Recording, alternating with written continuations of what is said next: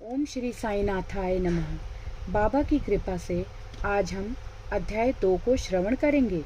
इस अध्याय में ग्रंथ लेखन का ध्येय, कार्य आरंभ में असमर्थता और साहस, गर्मा गर्म बहस, अर्थपूर्ण उपाधि हेमाडपंथ तथा गुरु की आवश्यकता जैसे विषयों पर चर्चा एवं श्रवण करेंगे। गत अध्याय में ग्रंथकार ने अपने मौलिक ग्रंथ श्री साई सच्चरित्र में उन कारणों पर प्रकाश डाला था जिनके द्वारा उन्हें ग्रंथ रचना के कार्य को आरंभ करने की प्रेरणा मिली।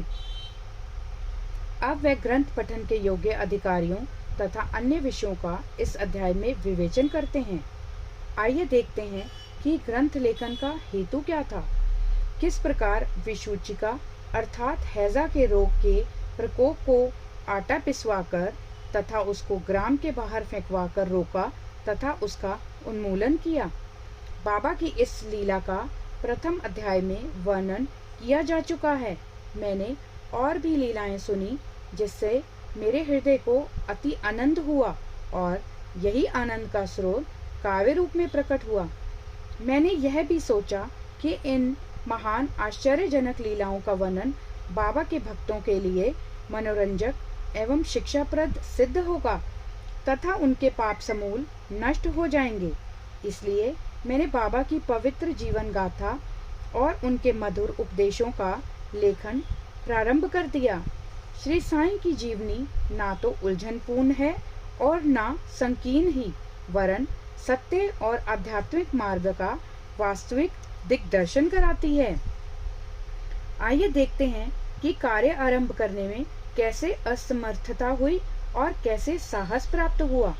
श्री हेमाडपंथ को यह विचार आया कि मैं इस कार्य के लिए उपयुक्त पात्र नहीं हूँ। मैं तो अपने परम मित्र की जीवनी से भी भली भांति परिचित नहीं हूँ और ना ही अपनी प्रकृति से। तब फिर मुझ सरीखा मूढ़मती भला एक महान संत पुरुष की जीवनी लिखने का दुस्साहस कैसे कर सकता है।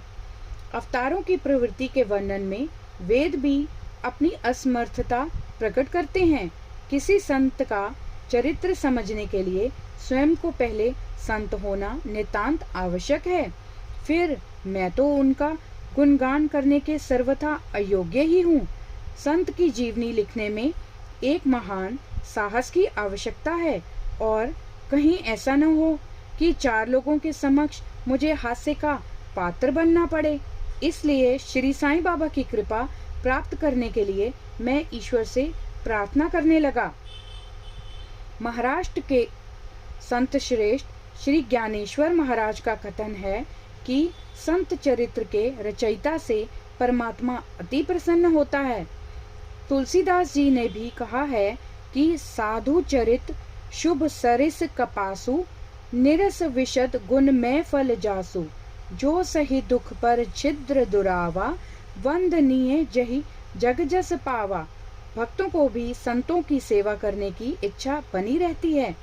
संतों की कार्य पूर्ण करा लेने की प्रणाली भी विचित्र ही है। यथार्थ प्रेरणा तो संत ही किया करते हैं, भक्त तो निमित्त मात्र या कहिए कि कार्य पूर्ति के लिए एक यंत्र मात्र हैं। उदाहरणार्थ शक संवत 1700 में कवि महीपति को संत चरित्र लेखन की प्रेरणा हुई। ईश्वर ने संतों में अंतः प्रेरणा पैदा की और कार्य पूर्ण हो गया।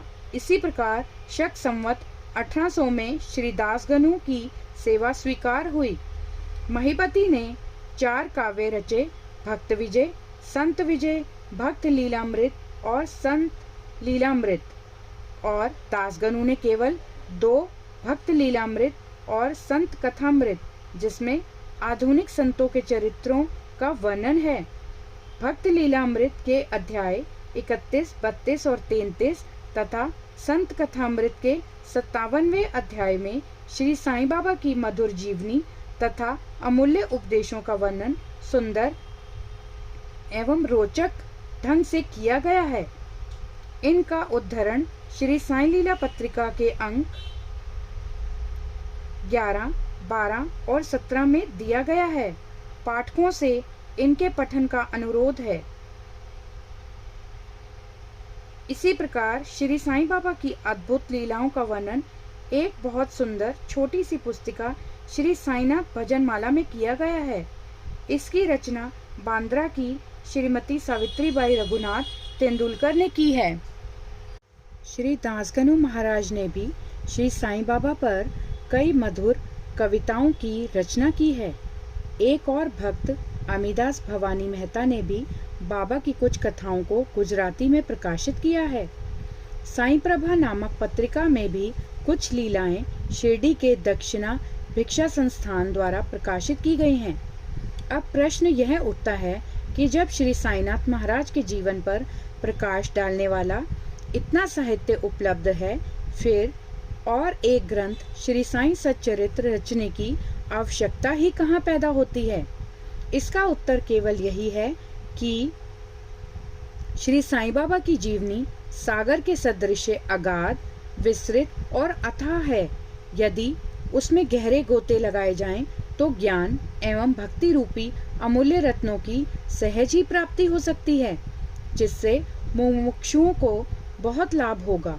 श्री साईं बाबा की जीवनी, उनके दृष्टांत एवं उपदेश महान आश्चर्य से परिपूर्ण है। दुख और दुर्भाग्यग्रस्त मानवों को इनसे शांति और सुख प्राप्त होगा तथा लोक व परलोक में श्रेयस की प्राप्ति होगी। यदि श्री साईं बाबा के उपदेशों का, जो कि वैदिक शिक्षा के समान ही मनोरंजक और शिक्षाप्रद है, ध्यान पूर्वक श्रवण एवं मनन किया जाए, तो भक्तों को अपने मनोवांछित फल की प्राप्ति हो जाएगी, अर्थात ब्रह्म से अभिन्नता, अष्टांग योग की सिद्धि और समाधि आनंद आदि की प्राप्ति सरलता से हो जाएगी। यह सोचकर ही मैंने चरित्र की कथाओं को संकलित करना प्रारंभ कर दिया। साथ ही यह विचार भी आया कि मेरे लिए सबसे उत्तम साधना भी केवल यही है। जो भोले भाले प्राणी श्री साईं बाबा के दर्शनों से अपने नेत्र सफल करने के सौभाग्य से वंचित रहे हैं, उन्हें यह चरित्र अति आनंददायक प्रतीत होगा। अतः मैंने भी अपना अहंकार उनके श्री चरणों पर न्यौछावर कर दिया। मैंने सोचा कि अब मेरा पथ अति सुगम हो गया है और बाबा मुझे यह लोक और परलोक में सुखी बना देंगे। मैं स्वयं बाबा की आज्ञा प्राप्त करने का साहस नहीं कर सकता था। अतः मैंने श्री माधवराव उपनाम श्यामा से, जो कि बाबा के अंतरंग भक्तों में से थे, इस हेतु प्रार्थना की। उन्होंने इस कार्य के निमित्त श्री साईं बाबा से विनम्र शब्दों में इस प्रकार प्रार्थना की कि ये अन्ना साहेब आपकी जीवनी लिखने के लिए अति उत्सुक हैं, परंतु कृपया आप ऐसा न कहना कि मैं तो एक फकीर हूँ तथा मेरी जीवनी लिखने की आवश्यकता ही क्या है। आपकी केवल कृपा और अनुमति से ही यह लिख सकेंगे, अथवा आपके श्री चरणों का पुण्य प्रताप ही इस कार्य को सफल बना देगा। आपकी अनुमति तथा आशीर्वाद के अभाव में कोई भी कार्य यशस्वी नहीं हो सकता मेरे बाबा। यह प्रार्थना सुनकर बाबा को दया आ गई। उन्होंने आश्वासन और उदी देकर अपना वरद हस्त मेरे मस्तक पर रखा और कहने लगे कि इन्हें जीवनी और दृष्टांतों को एकत्रित कर लिपिबद्ध करने दो। मैं इनकी सहायता करूंगा। मैं स्वयं ही अपनी जीवनी लिखकर भक्तों की इच्छा पूर्ण करूंगा, परंतु इनको अपना अहम त्याग कर मेरी शरण में आना चाहिए। जो अपने जीवन में इस प्रकार आचरण करते हैं, उसकी मैं अत्यधिक सहायता करता हूँ। मेरी जीवन कथाओं की बात तो सहज है। मैं तो इन्हें घर बैठे अनेक प्रकार से सहायता पहुँचाता हूँ। जब इनका अहम पूर्णतः नष्ट हो जाएगा और खोजने पर लेश मात्र भी न मिलेगा, तब मैं इनके अंतःकरण में प्रकट होकर स्वयं ही अपनी जीवनी लिखूंगा। मेरे चरित्र और उपदेशों के श्रवण मात्र से ही भक्तों के हृदय में श्रद्धा जागृत होकर सरलता पूर्वक आत्मानुभूति एवं परमानंद की प्राप्ति हो जाएगी।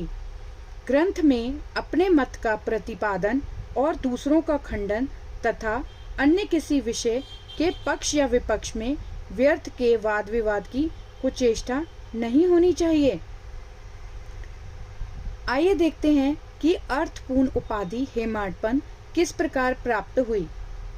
वाद विवाद शब्द से हमको स्मरण हो आया कि मैंने पाठकों को वचन दिया है कि हेमाडपंत उपाधि मुझे किस प्रकार प्राप्त हुई इसका वर्णन करूंगा। अब मैं उसका वर्णन करता हूँ। श्री काका साहेब दीक्षित व नाना साहेब चांदोरकर मेरे अति घनिष्ठ मित्रों में से थे। उन्होंने मुझसे शिरडी जाकर श्री साईं बाबा के दर्शनों का लाभ उठाने का अनुरोध किया। मैंने उन्हें वचन दिया, परंतु कुछ बाधा आ जाने के कारण मेरी शिरडी यात्रा स्थगित हो गई। मेरे एक घनिष्ठ मित्र का पुत्र लोनावला में रोगग्रस्त हो गया था। उन्होंने सभी संभव आदि भौतिक और आध्यात्मिक उपचार किए, परंतु सभी प्रयत्न निष्फल हुए और ज्वर किसी प्रकार भी कम न हुआ। अंत में उन्होंने अपने गुरुदेव को उसके सिरहाने बिठलाया, परंतु परिणाम पूर्वत ही हुआ। यह घटना देखकर मुझे विचार आया कि जब गुरु एक बालक के प्राणों की भी रक्षा करने में असमर्थ है, तब उनकी उपयोगिता ही क्या है, और जब उनमें कोई सामर्थ्य ही नहीं, तब फिर शिरडी जाने से क्या प्रयोजन। ऐसा सोचकर मैंने यात्रा स्थगित कर दी, परंतु जो होना है वह तो होकर ही रहेगा, और वह इस प्रकार हुआ। प्रांताधिकारी नाना साहेब चांदोरकर बसई के दौरे पर जा रहे थे। वह ठाणा से दादर पहुँचे और बसई जाने वाली गाड़ी की प्रतीक्षा कर रहे थे। उसी समय बांद्रा लोकल आ पहुंची, जिसमें बैठकर वह बांद्रा पहुंचे तथा शिरडी यात्रा स्थगित करने के लिए मुझे आड़े हाथों लिया। नाना साहेब का तर्क मुझे उचित तथा सुखदायी प्रतीत हुआ और इसके फलस्वरूप मैंने उसी रात्रि शिरडी जाने का निश्चय किया और सामान बांधकर शिरडी को प्रस्थान कर दिया। मैंने सीधे दादर जाकर वहां से मनमाड की गाड़ी पकड़ने का कार्यक्रम बनाया। इस निश्चय के अनुसार मैंने दादर जाने वाली गाड़ी के डिब्बे में प्रवेश किया। गाड़ी छूटने ही वाली थी कि इतने में एक यवन मेरे डिब्बे में आया और मेरा सामान देखकर मुझसे मेरा गंतव्य स्थान पूछने लगा। मैंने अपना कार्यक्रम उसे बतला दिया। उसने मुझसे कहा कि मनमाड की गाड़ी दादर पर खड़ी नहीं होती, इसलिए सीधे बोरीबंदर से होकर जाओ। यदि यह एक साधारण सी घटना घटित न हुई होती तो मैं अपने कार्यक्रम के अनुसार दूसरे दिन शिरडी न पहुंच सकने के कारण अनेक प्रकार की शंका कुशंकाओं में घिर जाता, परंतु ऐसा घटना न था। भाग्य ने साथ दिया और दूसरे दिन 9-10 बजे के पूर्व ही मैं शिरडी पहुंच गया। यह सन 1910 की बात है, जब प्रवासी भक्तों के ठहरने के लिए साठेवाड़ा ही एकमात्र स्थान था। तांगे से उतरने पर मैं श्री साईं बाबा के दर्शन के लिए बड़ा लालायित था। उसी समय भक्त प्रवर श्री तात्या साहेब नूलकर मस्जिद से लौटे ही थे। उन्होंने बतलाया कि इस समय श्री साईं बाबा मस्जिद के मोड़ पर ही हैं। अभी केवल उनका प्रारंभिक दर्शन ही कर लो और फिर स्नानादि से निवृत्त होने के पश्चात सुविधा से भेंट करने जाना। यह सुनते ही मैं दौड़कर गया और बाबा की चरण वंदना की। मेरी प्रसन्नता का पारावार न रहा। मुझे क्या नहीं मिल गया था। मेरा शरीर उल्लसित सा हो गया। शुदा और तृषा की सुधि ही जाती रही।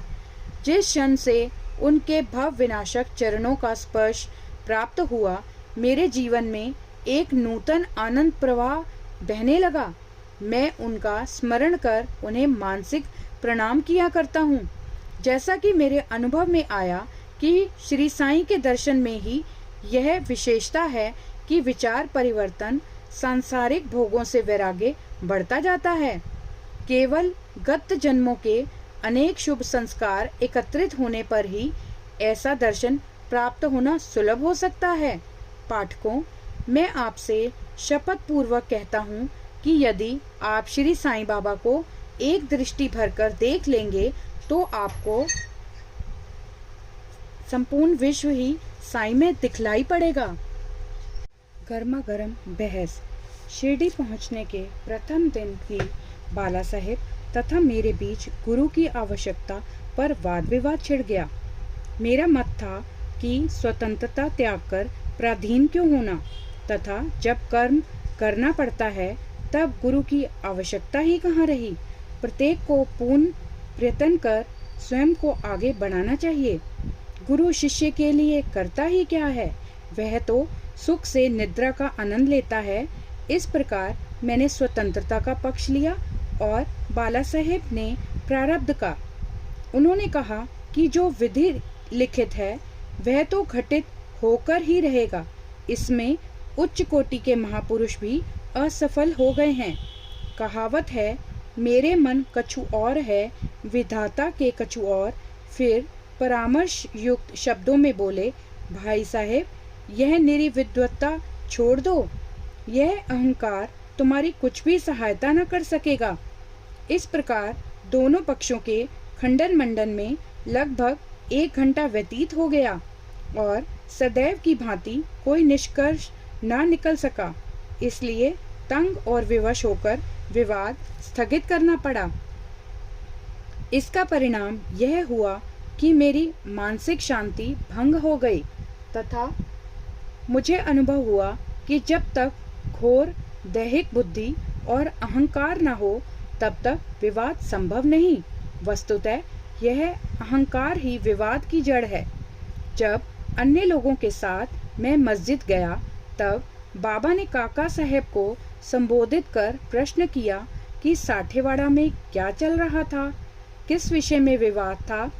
फिर मेरी ओर दृष्टिपात कर बोले कि इन हेमाडपंत ने क्या कहा। यह शब्द सुनकर मुझे अधिक अचंभा हुआ। साठेवाड़ा और मस्जिद में पर्याप्त अंतर था। सर्वज्ञ या अंतर्यामी हुए बिना बाबा को विवाद का ज्ञान कैसे हो सकता था। मैं सोचने लगा कि बाबा हेमाडपंत के नाम से मुझे क्यों संबोधित करते हैं। यह शब्द तो हेमाद्री पंथ का अपभ्रंश है। हेमाद्री पंथ देवगिरी के यादव राजवंशी महाराजा महादेव और रामदेव के विख्यात मंत्री थे। वह उच्च कोटि के विद्वान, उत्तम प्रकृति के और चतुर्वर्ग चिंतामणि और राज प्रशस्ति जैसे उत्तम काव्यों के रचयिता थे। उन्होंने ही हिसाब किताब रखने की नवीन प्रणाली का आविष्कार किया था और बही खाते की पद्धति को जन्म दिया था। और कहा, मैं इसके विपरीत एक अज्ञानी, मूर्ख और मंदमती हूँ।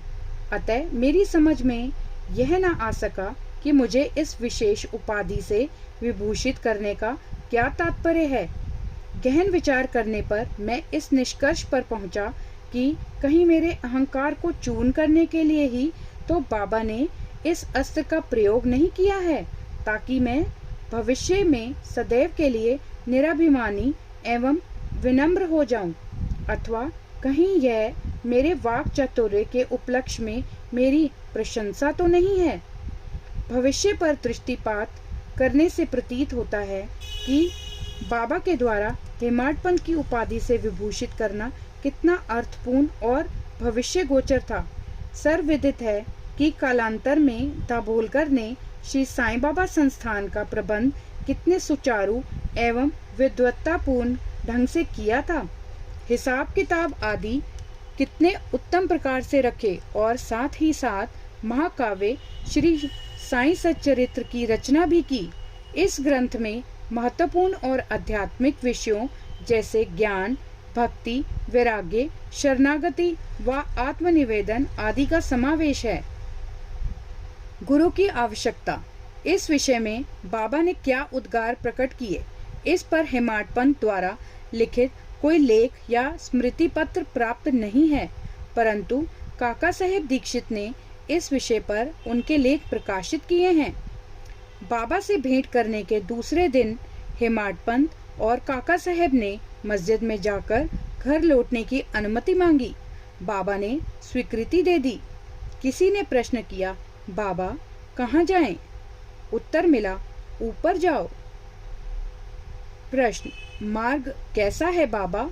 बाबा ने कहा, अनेक पंथ हैं, यहाँ से भी एक मार्ग है, परंतु यह मार्ग दुर्गम है तथा सिंह और भेड़िए भी मिलते हैं। काका साहब ने पूछा, यदि पथ प्रदर्शक भी साथ हो तो बाबा? बाबा बोले, तब कोई कष्ट न होगा। पथ प्रदर्शक तुम्हारी सिंह, भेड़िए और खंदकों से रक्षा कर तुम्हें सीधे निर्दिष्ट स्थान पर पहुंचा देगा, परंतु उसके अभाव में जंगल में मार्ग भूलने या गड्ढे में गिर जाने की संभावना है। दाभोलकर भी उपयुक्त प्रसंग के अवसर पर वहां उपस्थित थे। उन्होंने सोचा कि जो कुछ बाबा कह रहे हैं वह गुरु की आवश्यकता क्यों है, इस प्रश्न का उत्तर है। साई लीला भाग 1 संख्या 5 व पृष्ठ 47 के अनुसार उन्होंने सदा के लिए मन में यह गांठ बांध ली कि अब कभी इस विषय पर वाद विवाद नहीं करेंगे कि स्वतंत्र या परतंत्र व्यक्ति आध्यात्मिक विषयों में कैसा सिद्ध होगा। प्रत्युत इसके विपरीत यथार्थ में परमार्थ लाभ केवल गुरु के उपदेश पालन में ही निहित है। इन उपदेशों का वर्णन मूल काव्य ग्रंथ के इसी अध्याय में किया गया है, जिसमें लिखा है कि राम और कृष्ण महान अवतारी होते हुए भी आत्मानुभूति के लिए राम को अपने गुरु वशिष्ठ और कृष्ण को अपने गुरु संदीपनी की शरण में जाना पड़ा था। इस मार्ग में उन्नति प्राप्त करने के लिए केवल श्रद्धा और धैर्य, यही 2 गुण सहायक हैं। श्री सद्गुरु साईनाथार्पणमस्तु। शुभम भवतु। अध्याय 2 संपूर्णम।